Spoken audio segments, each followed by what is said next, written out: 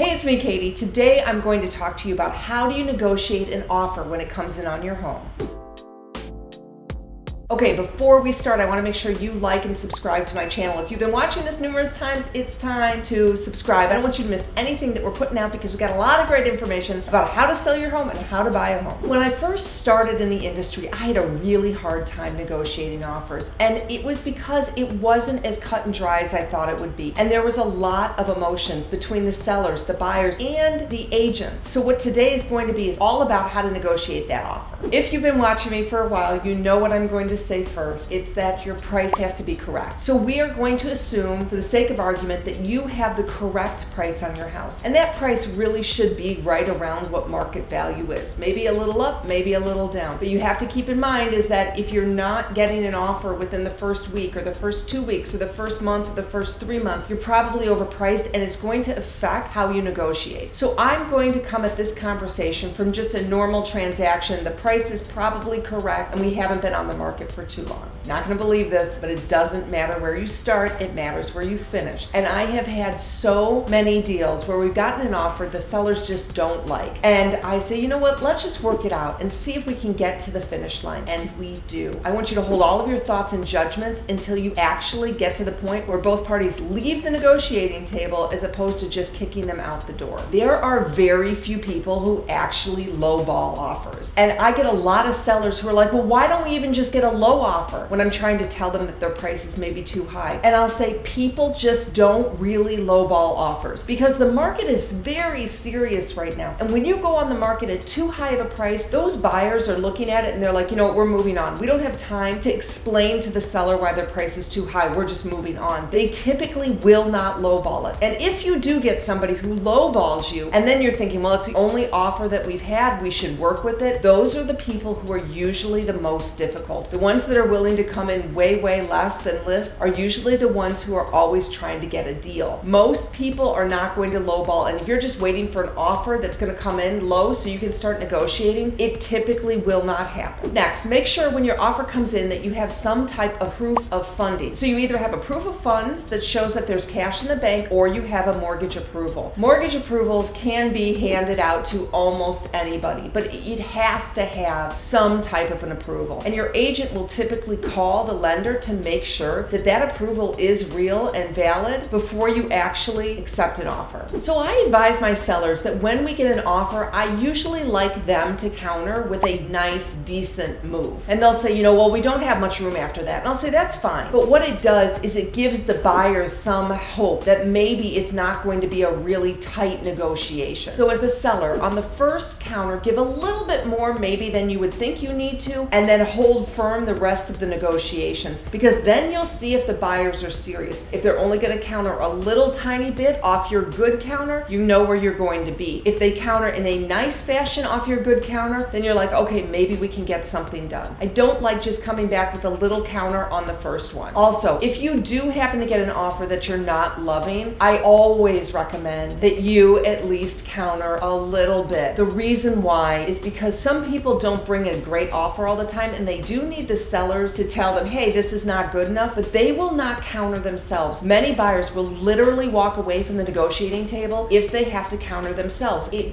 rarely happens because now this is where the emotions come in and this is where the ego comes in. So you need to counter at least a tiny little bit to get them to save face. And then typically when that happens, if your price is correct, they will move quite a bit because the buyer's agent will start telling them, listen, you really need to come up. So you have to play the game a little bit. Don't get offended and say, we're not countering this at all. It's not in your best interest to do that. You need to counter with at least something. Now, if you get multiple offers, I will tell you I hate multiple offers. And the reason why is because they are so difficult to negotiate. Sometimes I've had 3 offers and then I have none because everybody pulls out. So the way you negotiate multiple offers has to be done strategically. If you have numerous people who are hanging out there and they are all telling you they may write an offer, do not tell the other agents. Do not let your agent tell the other agents that you have a lot of people who are going to be writing offers, because some buyers do not want to engage in a multiple offer situation, and then they will not offer. So if those other offers don't actually write, and the second offer won't write because they don't want to be involved in a multiple offer situation, they're gone and you have nothing. So the best way to negotiate and to get these offers is that you say, we have some interest, but we don't have any offers. And I will tell you, sometimes I won't even tell the other agent that we have offers on the table. As a seller, you can direct your agent for whatever you want to do. The agent does not have to tell the other agent that there are offers on the table. They have to act in accordance to your wishes. So when I'm telling my sellers we have people out there, they'll say, go out there, tell them we have offers. And I'll say, no, we can't. We want to get them to actually put it on paper. Because if I tell them they have an offer, they might run. The goal is to get that offer on paper. And then you can start to play them a little bit against each other. Now, you can negotiate with multiple offers, each offer separately. You can call for highest and best. You can do almost anything you want to do as a seller, and that is your direction to your agent. Your agent needs to follow your direction. So these are conversations that you have with your agent and becoming a team with them so that you can get the best price. But be very strategic about those multiple offers. It can be very difficult to negotiate them out if you're not really thinking strategically. When you do get multiple offers, the buyer's agent may ask your listing agent, can you tell me about the offer? I do not think that's a good idea. Some agents do, some agents don't. I say to them, you need to write your best offer.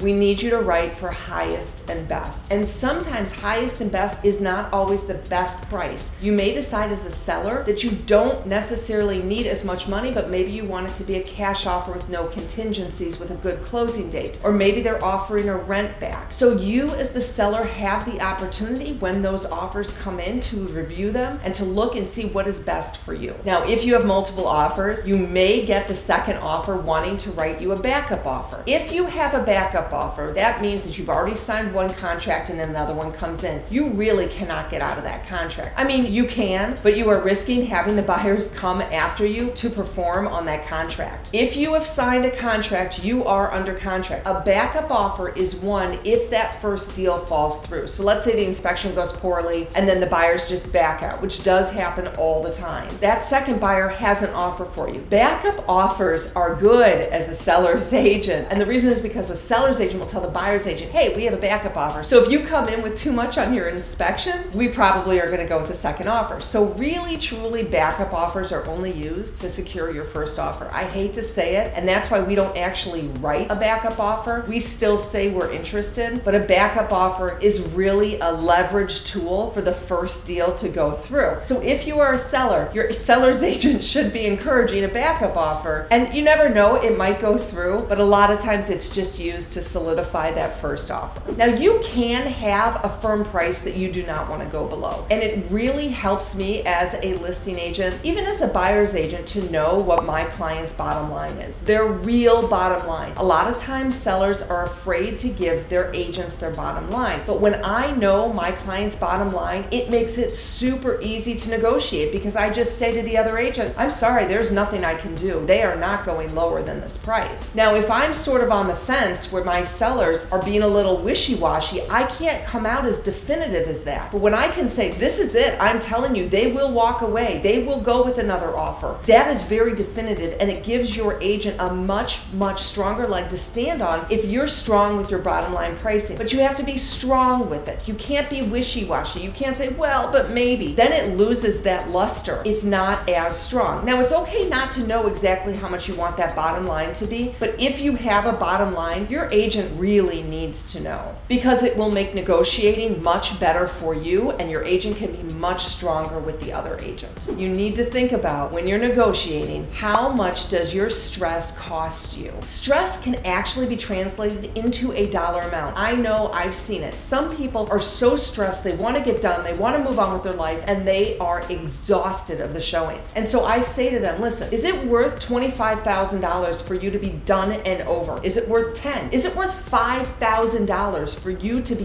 done and over? And if it's a small amount, most people will say yes. And I'll say, your stress is money. So you need to think about getting out from under your stress and just moving ahead. It can get so emotional when you're selling your home that you might get caught up in the emotions. And this truly needs to be a business transaction. It is a money transaction. And sometimes the money is not what you want it to be, but maybe the terms are, maybe the move out is, maybe you get a rent back, something that works for you. It's all got to work together. It's not always the price. And if you're always hung up on the price, then your stress level is going to go higher. So what is stress worth to you? And let's say that you are too far apart. You're like, it's just not going to work. We're too far apart. I want to make sure that my sellers and the buyers at least give their last bottom line number. I never like my sellers to walk away saying it's never going to happen. I say to them, let's just give them your bottom line number and see what happens. And a lot of times it does end up working. So you definitely never want to walk away without the whole negotiating being finished to say, hey, we're not going to make it. Give your last number and let your agent put that out there. Now, you may have gotten a great offer on paper, but your agent needs to be very aware of the red flags. And red flags might be some type of hesitation that they're seeing from the buyer's agent, or a hesitation maybe in the pre-approval process. So you need to watch for those red flags, because the worst thing is to go under contract and have those buyers pull out and you knew it. One red flag I get is when buyers are asking a zillion questions, because most likely that means that they are going to end up difficult during the inspection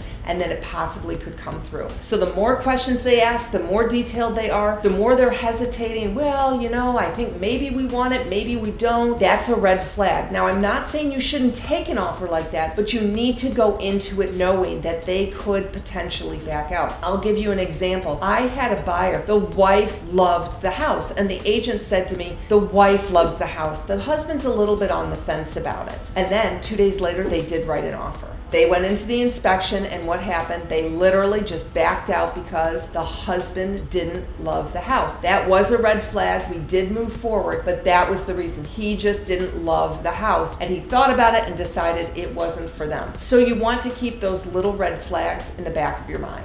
And finally, keep your emotions out of it. Okay, yes, it is emotional, but this is a business transaction, and I know you've raised your children there. It's been your family home for many years, but you have to take the emotions out of it, because it's very hard to negotiate when you are emotional. So negotiating can be a very stressful time. If you have an agent who's super experienced, I know they're gonna rock it. If you guys have questions, feel free. Shoot me a text down below in the chat here. More than happy to help you out in any way. That comes right to me, so I can answer you, no obligation whatsoever. And I wanna remind you to please like and subscribe to this channel. If you are still here, it means that you love this, and you can just click below and like and subscribe. And give me a comment, give me some love. Let me know what you think. Thanks for watching. If you know, you know.